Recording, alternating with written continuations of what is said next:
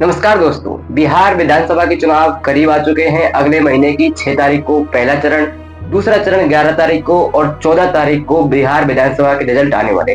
दिवाली निकल चुकी है, अब पूरे देश में बिहार विधानसभा चुनावों की बातें हो रही हैं। वो इसी को देखकर पूरे देश में बिहार के विधानसभा चुनावों को लेकर राजनीति गरमाई हुई है।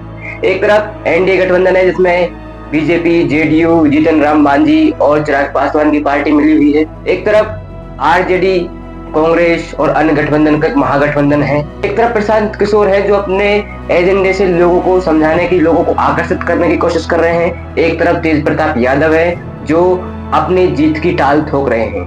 बिहार में वर्तमान में एनडीए गठबंधन की सरकार है, नीतीश कुमार वहां के सीएम है। तो ऐसे में सवाल ये उठता है कि क्या एनडीए गठबंधन बिहार में एक बार फिर से अपनी सरकार को रिटेन कर पाएगा या लोग राहुल और तेजस्वी के वादों पर विश्वास करेंगे। कोई पेन बांट रहा है तो कोई पैसे बांट रहा है, कोई महिलाओं और युवाओं के खाते में डायरेक्ट पैसे ट्रांसफर करके लोगों को आकर्षित करने की कोशिश की जा रही है। ऐसे में बिहार के लोग किस मुद्दे पर अपना प्रतिनिधि चुनेंगे, बिहार के लोग किस एंगल से अपना नेता चुनेंगे, अपना सीएम फेस चुनेंगे। बिहार के चुनाव इसलिए भी इम्पोर्टेंट है क्योंकि बिहार के सीएम जो नीतीश कुमार है, ऐसे कयास लगाए जा रहे हैं कि नीतीश कुमार जो है वो अब एनडीए के साथ है, केंद्र में भी और राज्य में भी। अगर एनडीए विधानसभा, बिहार के विधानसभा चुनाव हारती है तो नीतीश कुमार जो एनडीए को छोड़कर, बीजेपी को छोड़कर कहीं और जा सकते हैं, किसी और गठबंधन में शामिल हो सकते हैं। ऐसे कयास मीडिया में लगाए जा रहे हैं। खैर, इसी के बाद छोड़ते हैं, बात करते हैं बिहार की।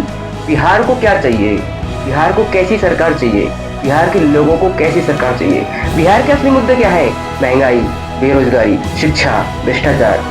इसकी कोई बात नहीं कर रहा, कोई भी खुलकर इनकी बात नहीं कर रहा है कि बिहार के लोगों को शिक्षा की जरूरत है, बेरोजगार, उनको रोजगार की जरूरत है, बिहार के लोगों को इनकम की, इकोनॉमिक कंडीशन सुधारने की जरूरत है।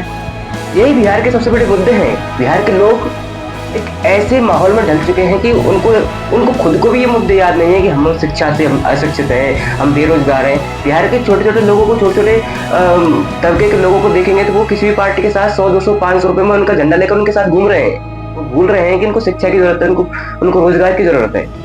और बिहार के चुनाव इस समय इसलिए ज्यादा हाईलाइट है क्योंकि और देश में और कहीं भी चुनाव नहीं है इस टाइम पे, केवल बिहार में चुनाव है। और बिहार के विधानसभा चुनाव बहुत इंपॉर्टेंट माने जा रहे हैं राहुल गांधी की तरफ से भी, क्योंकि उन्होंने जैसे प्रकार वोट चोरी का मुद्दा उठाया, एसआईआर पर विरोध किया और वो लोगों को ये सिखाने की, समझाने की कोशिश कर रहे हैं कि जो बीजेपी सरकार है, जो केंद्र की मोदी सरकार है, ये वोट चोरी करती है, लोगों का हक मारती है।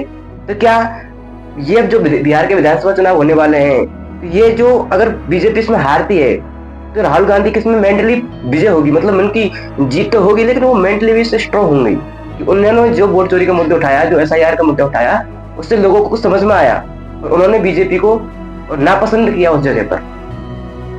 बिहार में बीजेपी चुनाव हारती है, एनडीए गठबंधन चुनाव हारता है तो वो केंद्र की सरकार खतरे में आएगी नहीं आएगी वो तो खैर अलग बात है।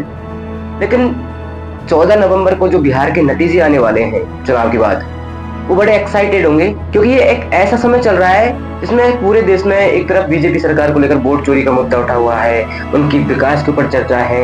एक तरफ राहुल गांधी की छवि धीरे धीरे साफ होती जा रही है, उसको लेकर चर्चा है। और सारे पूरे देश में तेजस्वी यादव को सीएम फेस बनाना नहीं बनाना, ये भी बिहार के लोगों में सस्पेंस का बात है। तो बिहार के लोग किस आधार पर अपना नेता चुनेंगे, किस आधार पर अपना मुख्यमंत्री चुनेंगे, ये तो खैर वही जाने।